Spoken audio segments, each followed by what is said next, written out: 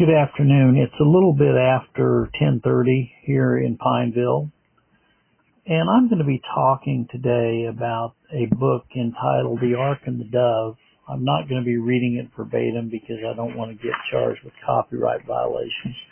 So I'm going to just discuss certain portions in the book and talk about the book and the importance that it has in the history of the United States. The reason that I became so interested in the book is that a friend of mine, Walt Stickle, drove all the way from Bandon, Oregon to Pineville, Missouri. That's about 2,500 miles, and he brought this book with him, and he gave this book to me. And I began to look through the book, and I was frankly astounded at what I discovered in this book.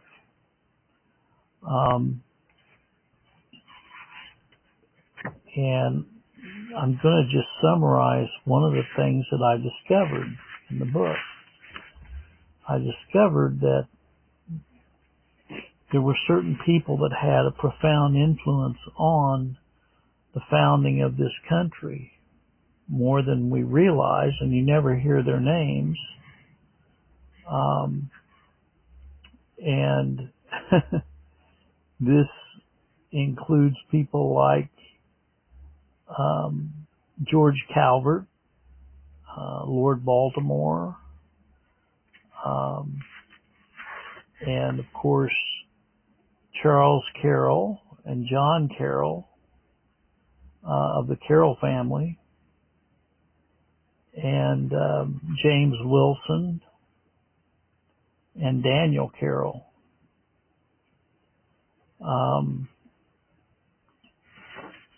These people were instrumental in bringing in the Constitution and Declaration of Independence, and also the founding of Georgetown University, a Jesuit college.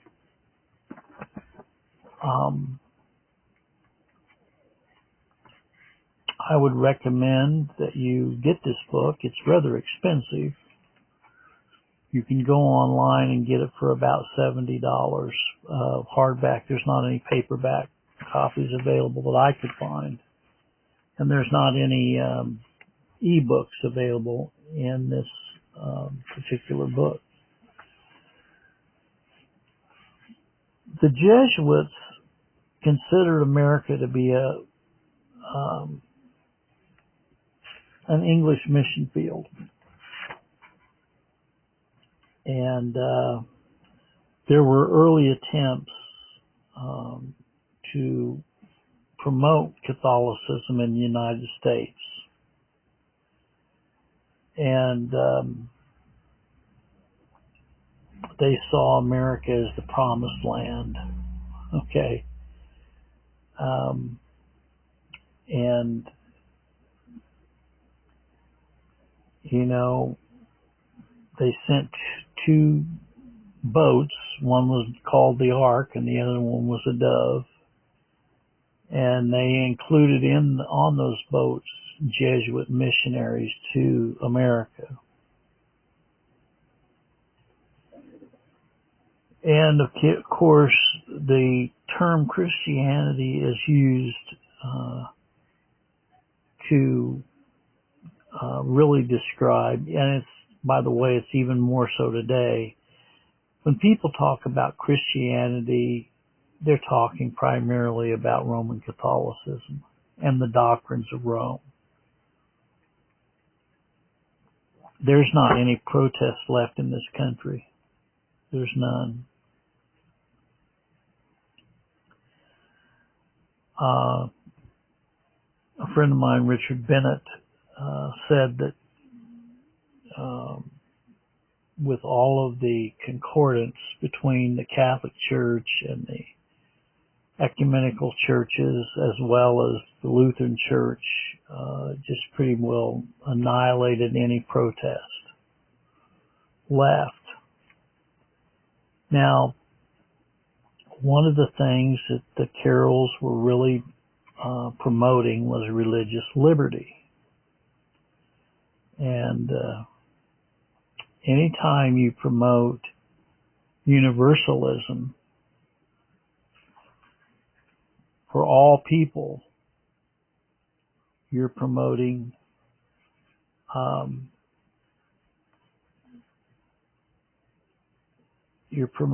something that would end up being evil, because if people want the right to practice Satanism,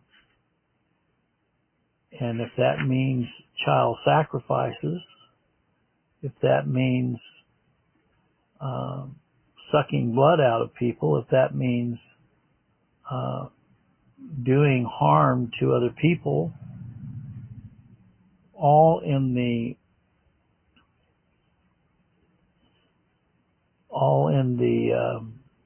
philosophy of religious liberty, you have a problem, don't you?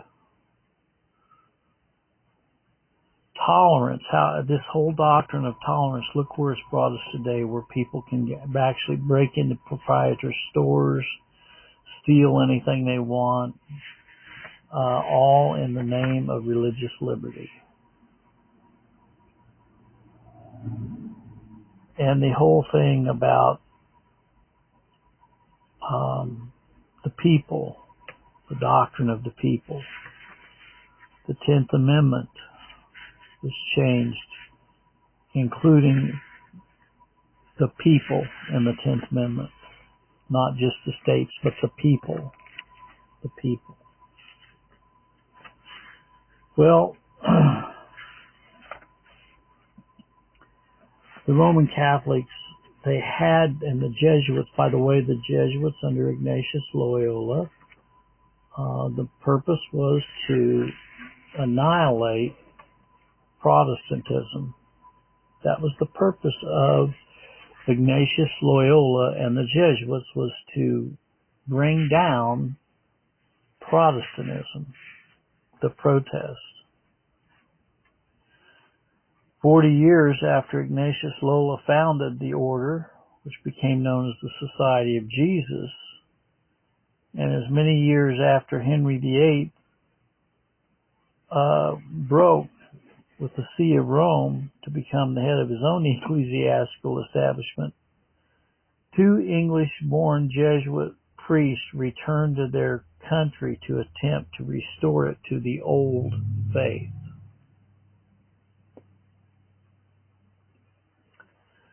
Well, you know,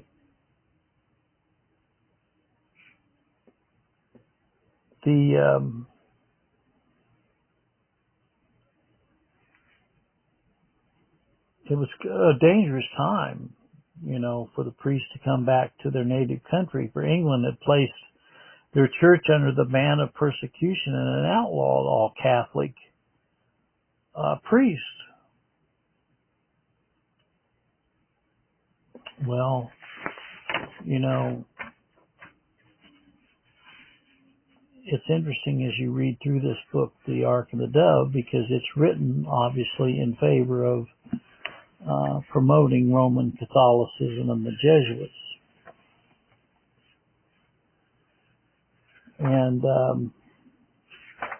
as you work through the book, you find that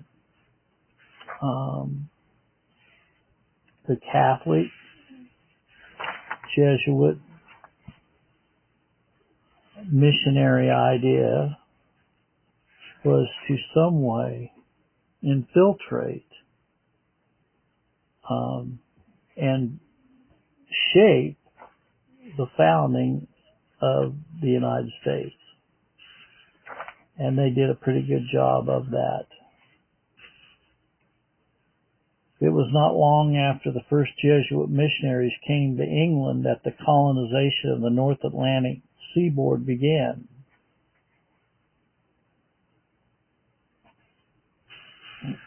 And so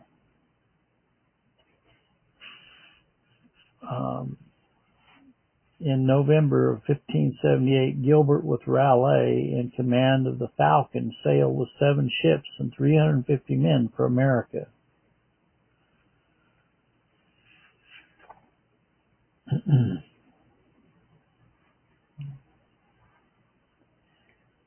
And even though they got a lot of opposition,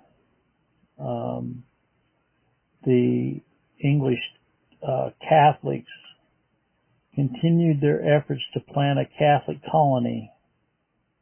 In 1582, they renewed their contract with Sir Humphrey and made plans for another expedition.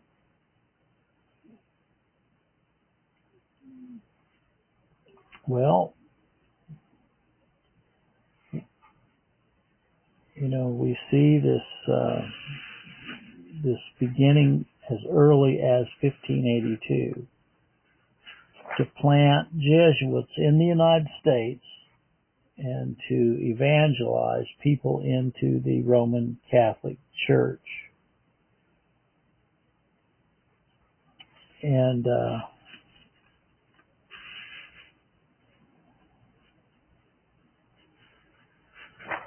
so anyway,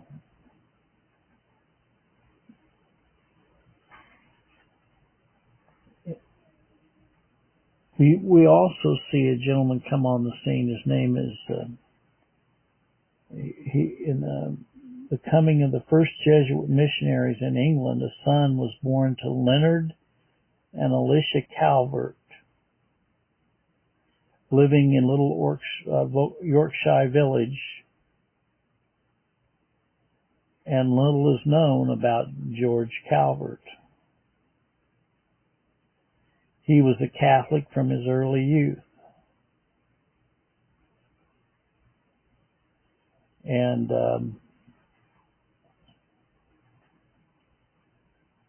so we see the influence of George Calvert, and we see that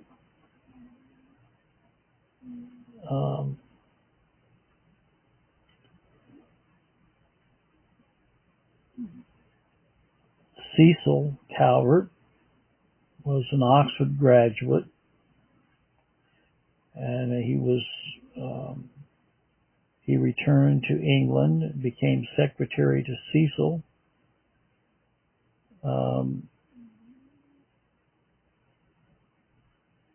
He saw George Calvert, I'm sorry.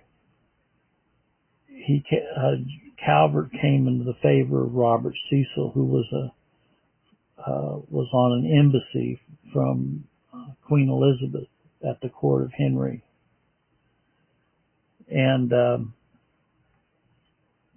when he returned to England, Calvert became the secretary to this Cecil, and this gave him inroads.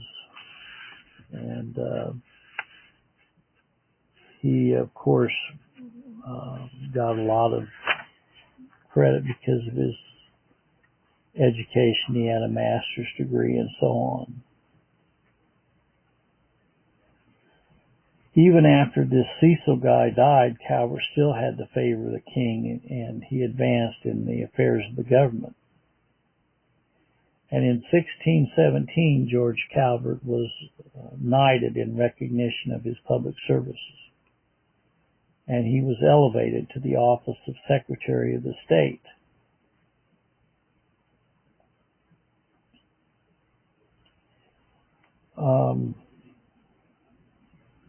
Well, Calvert had a big influence upon the actions of later influence over the Jesuits in sending missionaries to the United States and so on. He became an open and zealous advocate of the alliance with Spain. He encouraged the king to adhere to his policy of peaceful intervention. Calvert was by nature a man of peace and opposed to war, but this fact alone cannot account for his reversal of the traditional policy of his old patron Cecil. I'm not going to go into all the details of Calvert, but I'm just pointing out that this has a line, history, and succession before even the Carroll family came into prominence in the United States.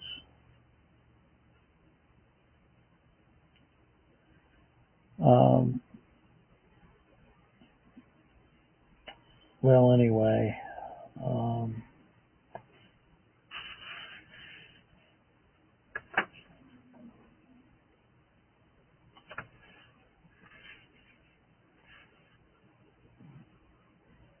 many times the Catholics have been advocates for the education of their children in the Catholic schools and so on. And but yet, on the surface, they talk about the people in general in public education and promote a social false gospel.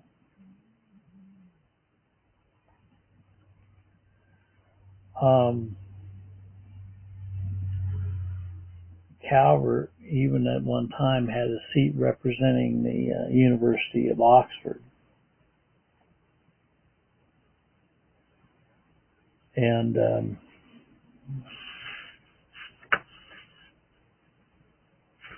so we see that he had made inroads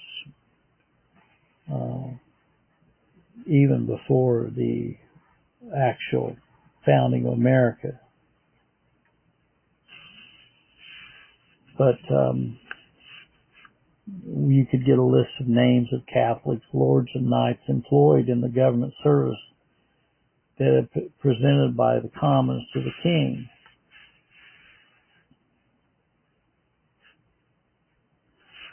Calvert publicly announced his allegiance to the Catholic Church, and he made a public confession of his faith. And even though he was amongst a rising tide of anti-Catholic sentiment, Calvert, stood his ground. And Calvert was his dedication to the Catholic faith was thorough and honest.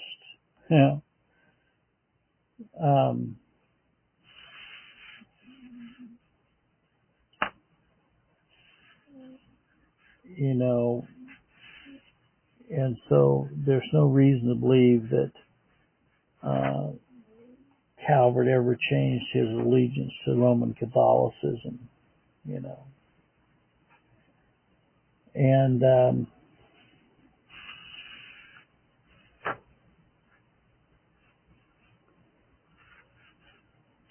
well, we go on and we see in history and during this time period, we see the Pilgrims of the Mayflower landed on New England's shore, and George Calvert purchased from a former classmate at Oxford a plantation on the stony coast of Newfoundland.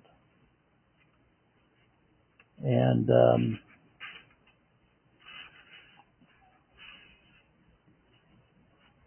so in light of the other events, Calvert must have aided the separatists directly or indirectly in obtaining their patent, and so on. But the point is that Calvert was involved in the beginning stages of the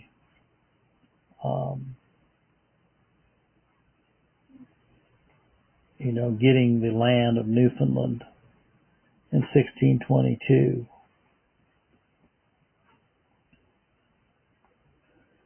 And I'm not going to go into all the details of that, but Calvert was a Catholic when he procured the grant to get this, and he gives this as the reason why the colony was called by him Avalon, out of the veneration to the memory of Joseph of Arimathea, who is fabled by the Papists to have landed in Britain and to have built a chapel for the Britons at Glatsperny. Anyway, that's another legend, supposedly. But the name of Avalon was a name suggested by the member of the Catholic clergy, try to link the ancient faith to what was happening. Now, as one of the oldest historians of Newfoundland attributes Sir George Calvert's design in planning his colony at Avalon, desire of making a place of retreat for English Catholics. Okay. And he prepared his Avalon charter during the fall and winter of 1622.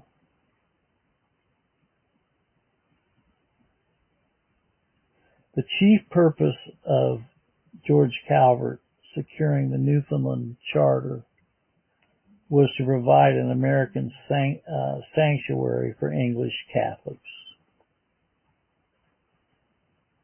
And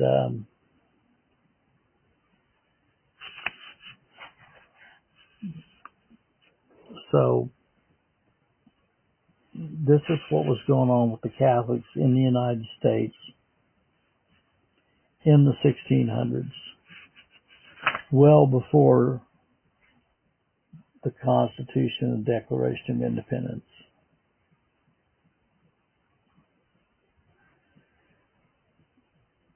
Well, you know, we see also the visits that were made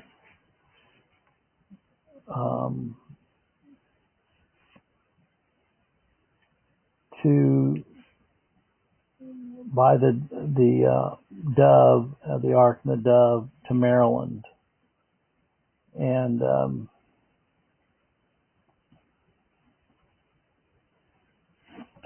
you know, they had definite plans for the promulgation of Catholicism in the United States.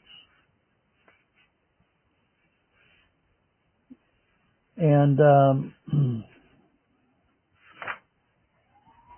they were very subtle about how they started the process.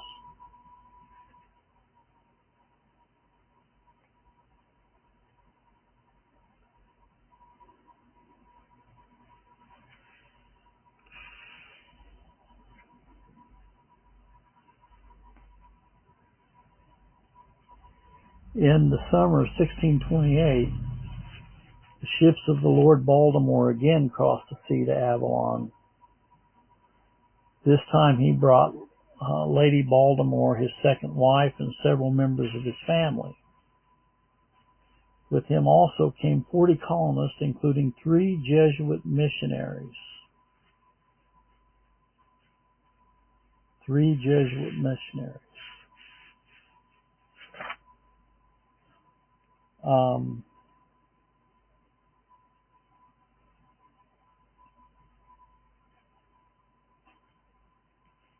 Well, of course, they got some pushback from the Protestants, and they call it bigotry because people were coming up against having these Jesuits come in amongst them, knowing that that was one of the reasons why they came here in the first place, was to get away from the religious bigotry of not only those in England, but also of the Roman Catholic Church.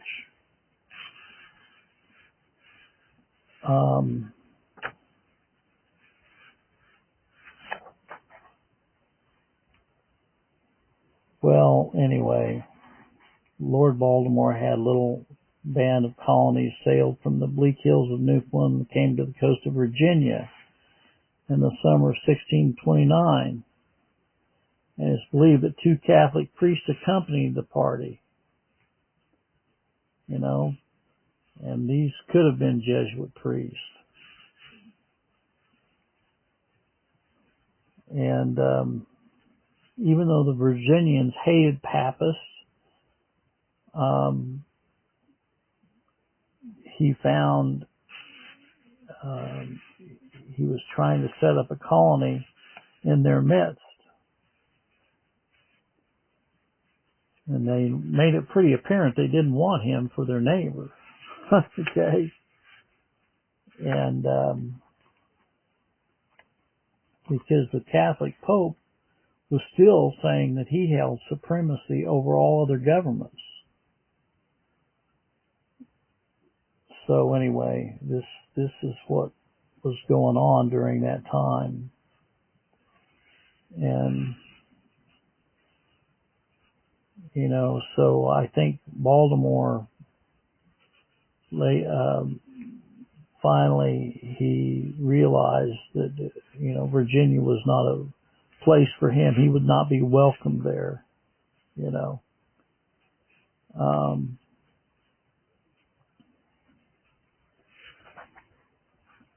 So after he returned to England, Lord Baltimore took up his residence at Lincoln's Inn Fields, and he kept the same residence until he died. But he was very active in promulgating the Jesuits and Catholicism in the United States as early as in the 1600s.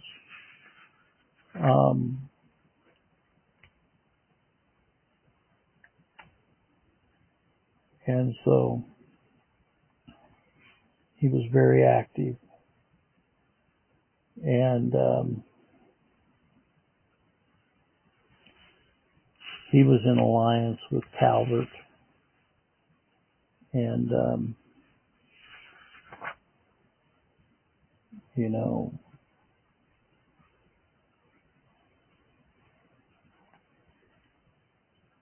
but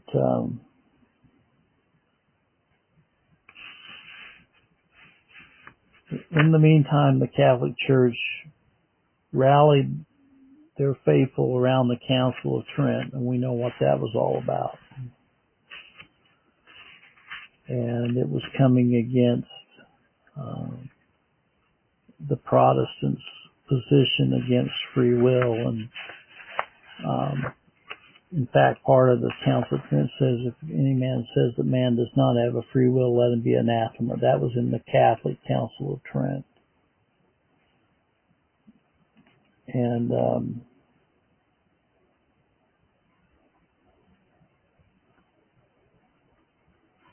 so the Jesuits began to promulgate and proliferate, not only in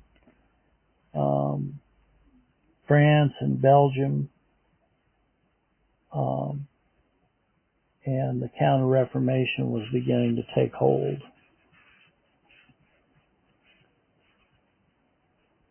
And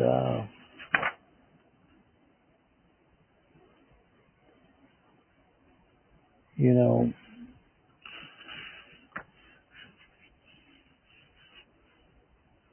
well, you know, in this book, The Ark and the Dove, it makes it very clear that the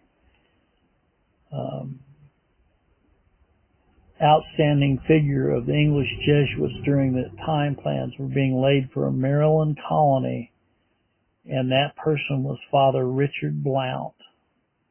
Father Richard Blount.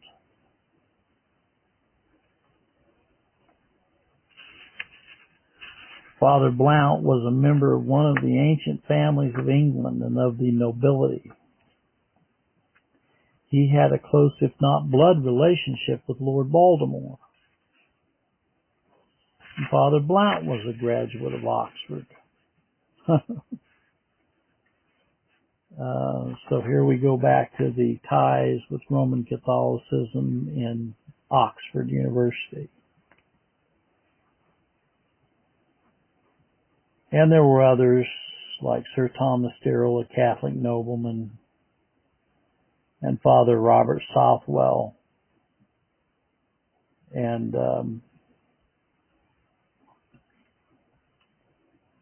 you know, Father Blount was ordained into the Society of Jesus,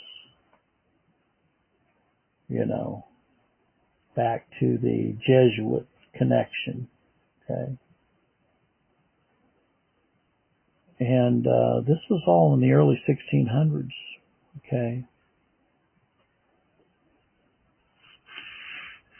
And after Lord Baltimore announced his allegiance to the Catholic Church, Um, he was um, he took the side of the Jesuit missionaries. Some of them didn't want involvement with the Jesuits. He was pro-Jesuitical all the way. The jealousy of many within the Catholic Church toward the Society of Jesus came to the surface, and anyway, we see there was a controversy.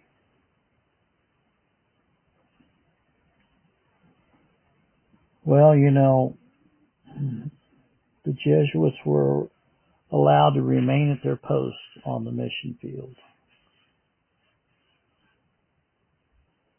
In the last years of Lord Baltimore, one of the Jesuit missionary priests came into close association with him, with his plans for the Maryland colony.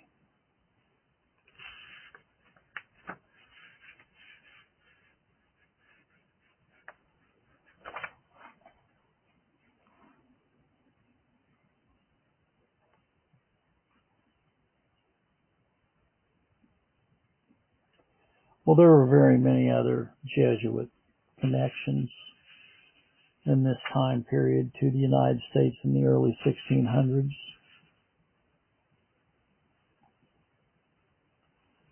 Lord Baltimore was also in close touch with Father White, who had an active plans in the new colonies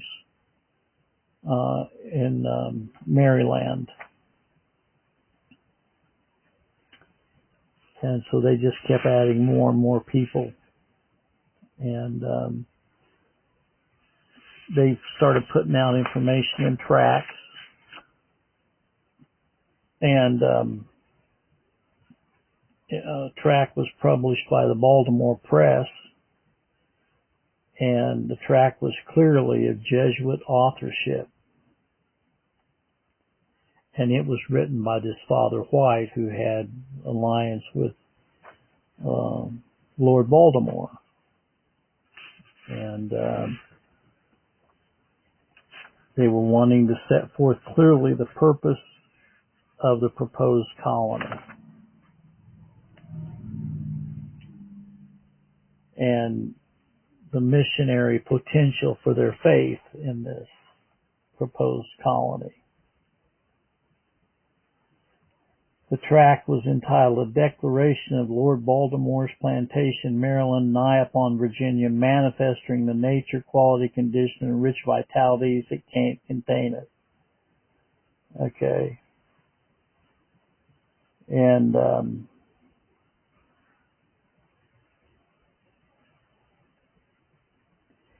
so the Catholic religion was the primary objective for establishing Maryland, to promotion of Catholicism and Jesuitism.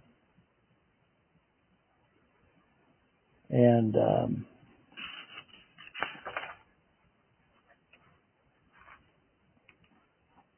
so, these charters had never received the attention that its importance and significance in relation to both English and American constitutional history have been justified. It was the outgrowth of the developments of the democratic institutions in England and transplanted on America's soil all the great principles of the Magna Carta.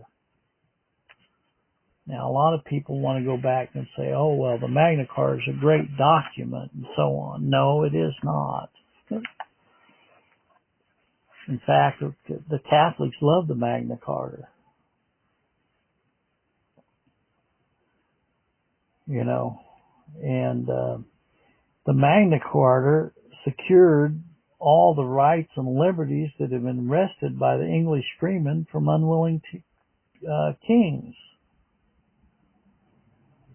A right, including the right to participate in person as individuals in their own form of government, a symbol of freemen from established, and the laws passed by assembly did not need the approval of kings and parliaments. and went a step further than the constitutional laws of England, opened wide the door for the establishment of real religious liberty.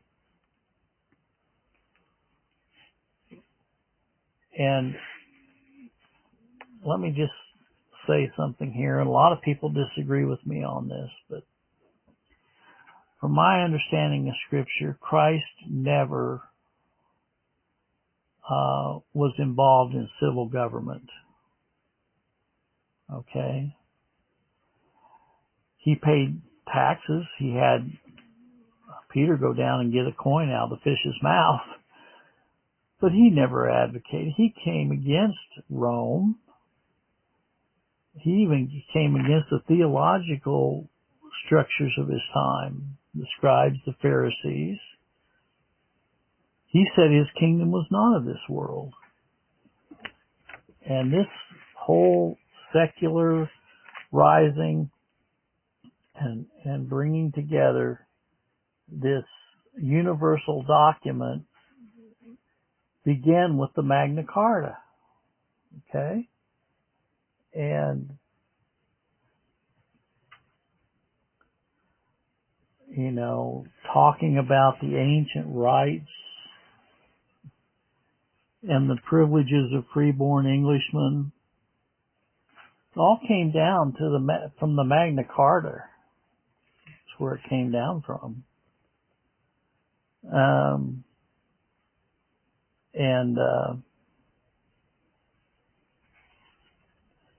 So there's no doubt that in the preparation of both the Avalon and the Maryland charters, Lord Baltimore had assistance and advice, you know, as to how to go about this, to bring this about.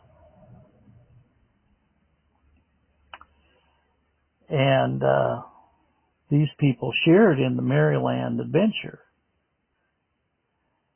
And from members of the English Jesuit mission, with whom Lord Baltimore had close relationships, it is not to be wondered at that the English Catholics should have sought to perpetuate the rights of liberties of the Great Charter.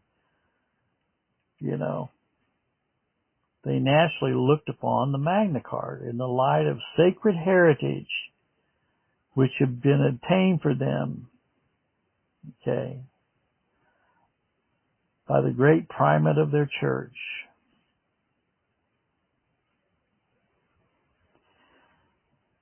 Stephen Langston, Archbishop of Canterbury, more than any other one man that England owes her Magna Carta, from the moments he assembled his duties to the primate of England, he became the mighty champion of the rights of the English people. He used all the power and influence of his position in the church to uphold the ancient customs of the realm against the personal despotism of the king.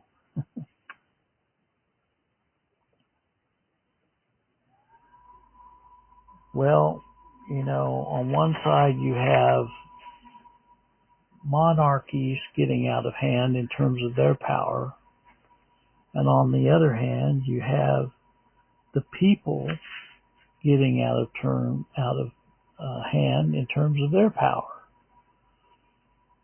You know, absolute democracy leads to despotism, and this is something that's really talked about.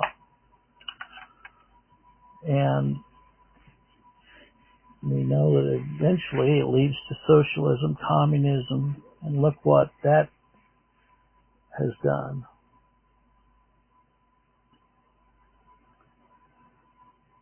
Well, anyway, we know the Magna Carta was considered fundamental law,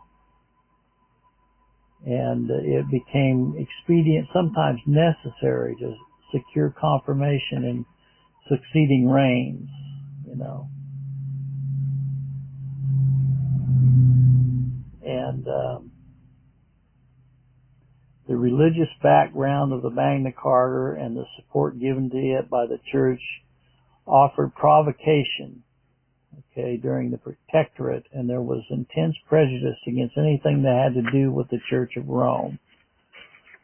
for a writer to disparage the importance of the Charter by referring to it as this Magna Carta intended for the advancement of the powers of Antichrist. That's my sentiment exactly.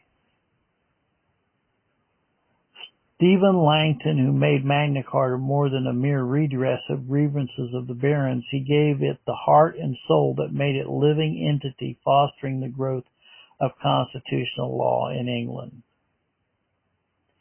Now listen to the next statement. He had the vision to foresee that a formal recognition of natural rights was needed for the administration of justice and for the protection not only of the barons but all the freemen of the realm. He refused to separate the freedom of the church from the freedom of the laity. He extended the liberties of the church to the common people. He considered the cause of the whole people was worthy to be considered the cause of God and Holy Church.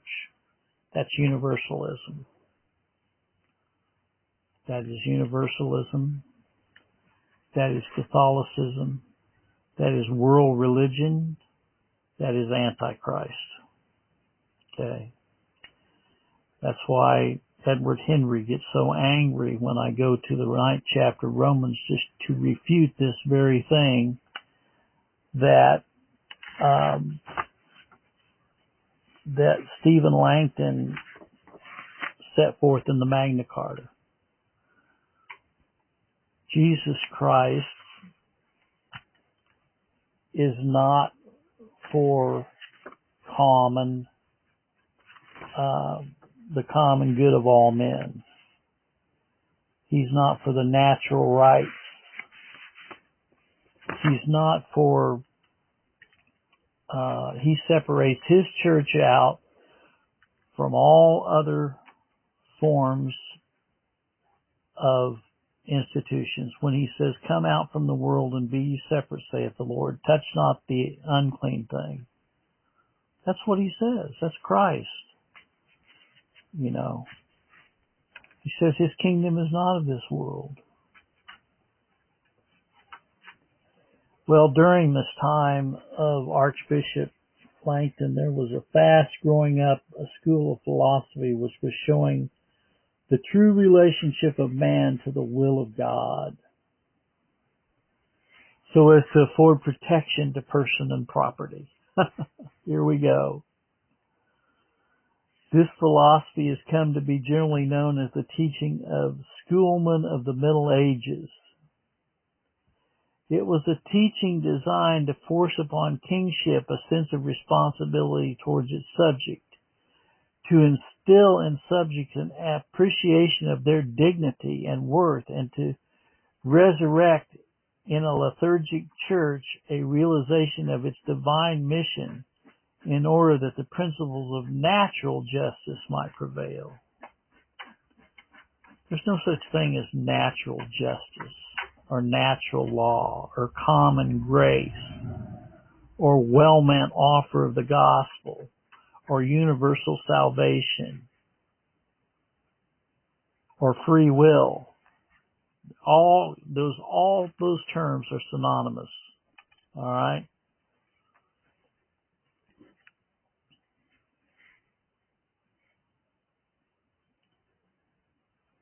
It says the philosophy which affords the real background of the Magna Carta has too often clouded in the study the growth and the development of democratic institutions of government.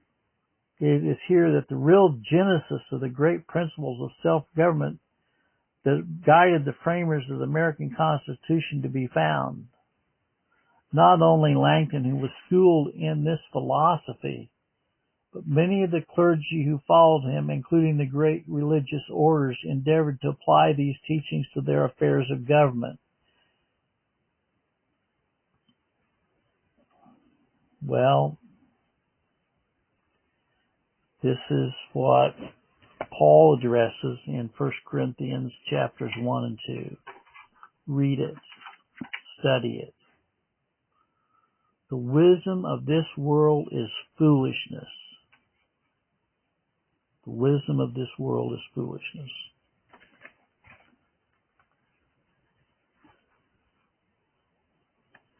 Well,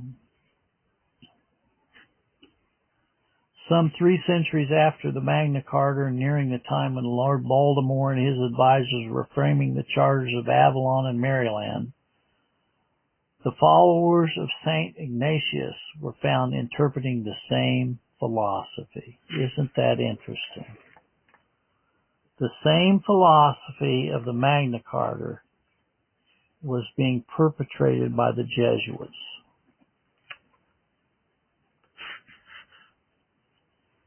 The Jesuit influence behind Lord Baltimore's project of American colonization are not to be overlooked. The Maryland Charter, recognizing the right of self-government, and provided the foundation for a representative democracy. Did you hear that? I'm going to read that again. The Jesuit influences behind Lord Baltimore's project of American colonizations and the Maryland Charter provided the foundation for representative government.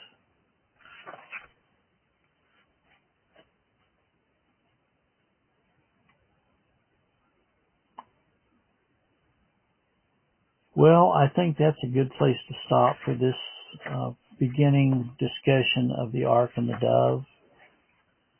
We're going to go on through this. This will probably take several sessions as I work through this book. But what we're going to see is, in finality, that this had an influence on all of the founding fathers. This whole secular Oxford Jesuitical education. It affected many, many people. It infected them. It infected people like Thomas Jefferson. It infected people like George Washington and even Benjamin Franklin. And the Carroll family had a tremendous impact. We're going to find out later on their impact on the founding of the United States. But it all stemmed from this secular education, in Oxford and the language found in the Magna Carta. It all stemmed from that. And of course it goes back to Satan himself when he said, "I will arise and be as God." Satan thought he had a free will. He found out he didn't have a free will. And he was trying to convince Adam and Eve they had a free will. He was trying to tell Adam and Eve God hath not said. And they bought into his lie, and it brought death to all of mankind. It's called original sin.